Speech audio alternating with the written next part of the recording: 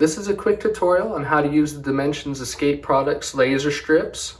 What comes in the box is a control box, a micro USB cable, the bare activation wires, as well as 4 of these laser strips, which I'm just showing one so that way it's not all crowded from all the wires. But on this control box, it's very well labeled. We have a relay right here labeled R with the normally open, the common, and the normally closed, so you can activate or deactivate puzzles or props at the completion of this. There is the activation wire input, which is the A, where you'll be able to plug in these bare activation wires. Now this is so you can set up a button, a key switch, you can trigger it with another relay, really do whatever you want to have a player activate the targets on this so they get out of standby mode. There are the 1 through 4 laser strip ports. There's a restart or reset button here. There's the calibration switch to calibrate the sensitivity on the laser strips. And there is the trimmers to help set the sensitivity for each of the laser strips labeled 1 through 4, which respectively go to the laser strip ports 1 through 4. Now, this is important. The power source, the micro USB cable, can be plugged into almost all phone chargers. The only caveat is it needs to be able to output 1 or more amps. And so we'll go ahead, we'll plug this in. That way we can show you how to set up and operate and get this to full working order. Now there is an indicator LED here. This is to show that it's on and to let you know what mode the control box is in without having to see these other laser strips, which right now this is in normal mode. If we flip the switch to calibrate, we'll see that this starts blinking, showing it's in calibration mode. So I'll go ahead and I'll flip this back, and we'll go ahead and plug in this single laser strip.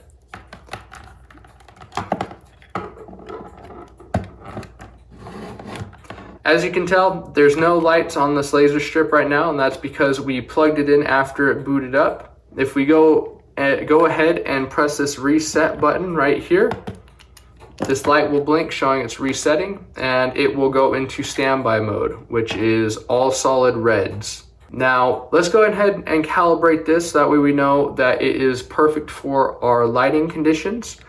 So if we go ahead and hit this calibration switch, go ahead and flip that to the right, then we see that light is blinking, and we see that these LEDs are yellow. Now, yellow means that the strip is not activated or there's not enough light, which is good unless our laser gun is hitting it and it's still showing yellow. Now, a pro tip, something I always like to do for setting these up to have the perfect sensitivity for whatever condition. Since this is port 1, we're going to do trimmer 1. So I'm going to go ahead and turn my trimmer with a little screwdriver clockwise, which is going to heighten the sensitivity, which we can see it is now green, meaning that it is activated. And that is not good unless our laser gun is hitting the target. So I turn it up a little bit until I get green, and then I turn it down until it is a steady yellow, and then I leave it. I don't turn it anymore, because otherwise you might make it so the laser gun can't activate these, or any light can't activate these for that matter. And we can test it by using our laser gun and shooting the target, which we can see the target lights up green when it's hit and goes back to yellow when it's not. So that is calibrated. And you would go ahead and do this for all 4 of these strips until all of them are calibrated for your environment. And go ahead and flip the calibration switch back, which will put the LED strips back into standby mode, and we'll see that the light, the indicator LED right here, stays still, meaning that we are in normal operation mode. Now, with these wires, you can test them without the button or without the switch, or if you just want these to be going from the get-go, you can tie these wires together. Really, whatever you want to do, But when these wires touch, like they just did, it's going to cause the first LED strip to start cycling, showing that it is the active target. Now, they do have a 6-second timeout window, so if it does not get hit during the 6 seconds, it automatically restarts the puzzle and it has to be reactivated. Or if there's a key switch or something like that, it'll go ahead and it will start to recycle the LEDs again. So I'll go ahead and I'll touch these wires and we can see it starts cycling. I'm going to go ahead and shoot it, and the lights are going to turn green.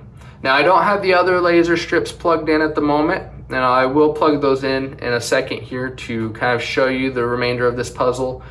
And it just reset because I didn't shoot the other targets, which are not plugged in yet. But it would cycle the LEDs on position 1, and once that's hit, it would go to position 2, then position 3, then position 4. And once all 4 laser strips were hit, then all of them would blink green, and the relay would make contact for 250 milliseconds to activate your puzzle or prop or whatever you're wanting this control box to activate at that time. So I will go ahead and I will plug in all 4 LED strips and calibrate it just that way you can see how the final puzzle would look, and then you will be all set up. Alrighty, so I've got all 4 of the laser strips hooked up and calibrated. So I'm going to go ahead and I'm going to touch these 2 wires together to activate it. Now I'm going to shoot, and you see it goes green and it automatically cycles to target 2. Now I'm going to hit target 2 and we can see it cycles to target 3.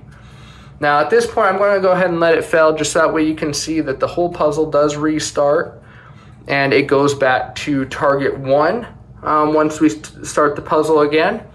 So we have to hit target 1 and then target 2 and then target 3 and 4. They all blink, and then you can hear that relay click for that 1/4 of a second. That way you could activate your puzzle and prop. And this is how you set up and operate the Dimensions Escape Products laser strips.